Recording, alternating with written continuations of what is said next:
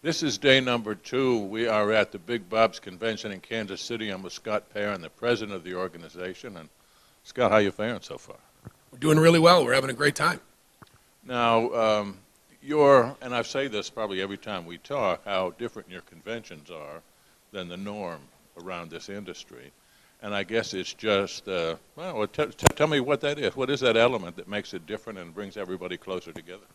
Well, I think it's a representation of the fact that we're a family. We're a small group, very, very tight-knit. Everybody knows each other well. We share ideas closely throughout the year. And when we come together at convention, we're all looking forward to seeing each other. The format is very, very personal, and everybody just likes to contribute to what the convention's all about. We look for a lot of participation from our members.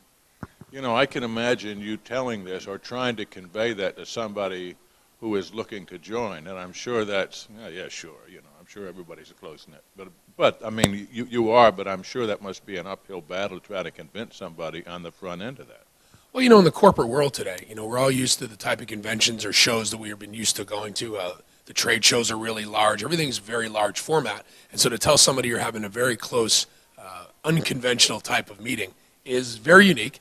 But we get a lot of results, and I think it's important for a group our size, because we're so small, to be as intimate as we are with each other. Otherwise, we're not going to get the results we're looking for, and we have very formidable competitors, so we have to make sure we're mindful of that. Well, and two, I know when somebody perhaps needed some help, other players would go and help them jack up whatever needed to be jacked up. That's an unusual aspect.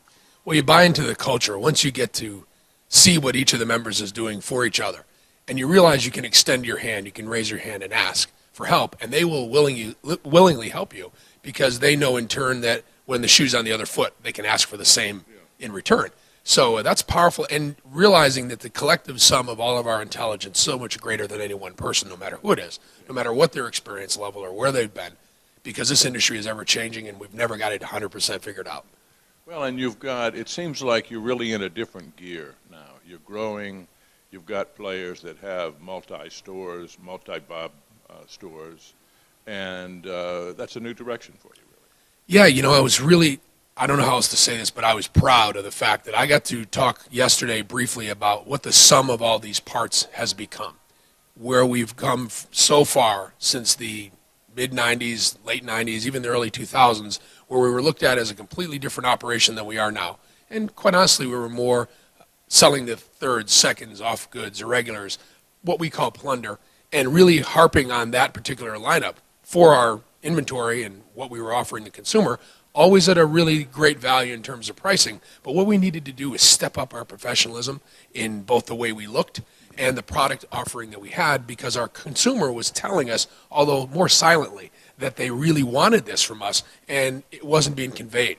When we started working on the new processes in 2008, right around that point, and then the culmination of what's happened since then, not only with all the merchandising and marketing, but the tools, electronic and otherwise, that we've developed, and we call it our business in a box, is really something. When you look at the sum of those parts yesterday, we realize it's such a small company to have such an arsenal of tools. We're very well positioned, and then you add into it the level of membership that we have and some of the folks that have joined us. It makes a statement about who Big Bob's really is, and it's just a collective group of all of those things coming together with great people in it. And when it comes right down to it, David, it's all about the people. Now, at the opening of the general session yesterday, you talked about, or I guess David Elyashar talked about the goals: 125 members, 250 stores. Correct. I guess in 3 years. Well, actually, the way it's written is kind of unique, because David never likes to put too much pressure on us or himself.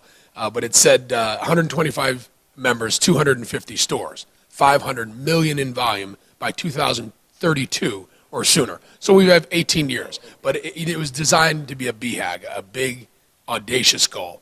And that's what we've come up with. But I think we're pretty well positioned to get to that level fairly quickly. We seem to be firing on all 8 cylinders at this point. The economy is starting to recover. A lot of things have to line up to make that work, not just us. Many factors come into play. But I think it's starting to shape up that way, and the markets are looking really well. But you feel there's a downside to growing too quickly then? Yeah, I think so, because otherwise you lose control. And it isn't just about the dollars.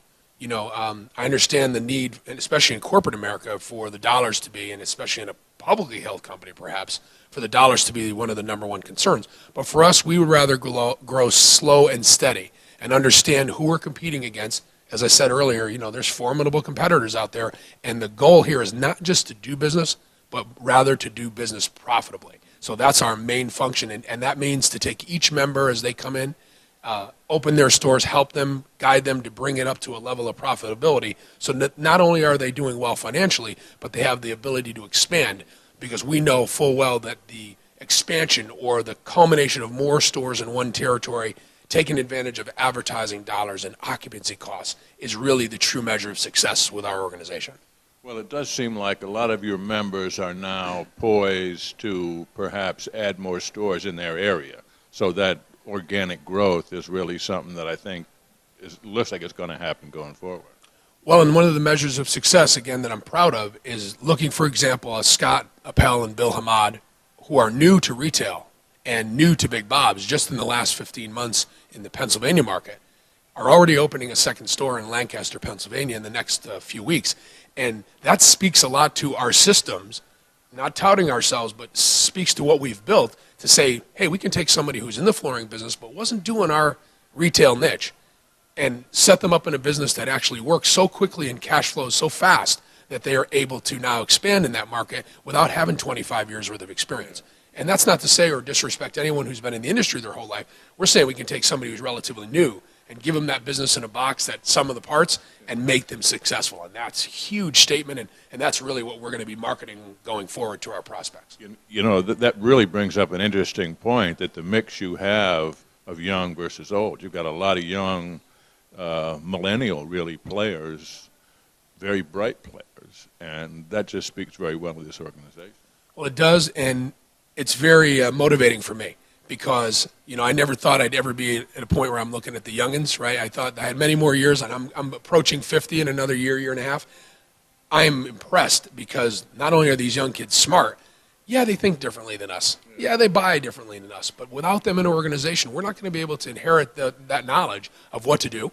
And you're right, they are extremely successful in their own right. Amazing, these young people, in their 30s have just amassed great businesses and great business minds. And you know what?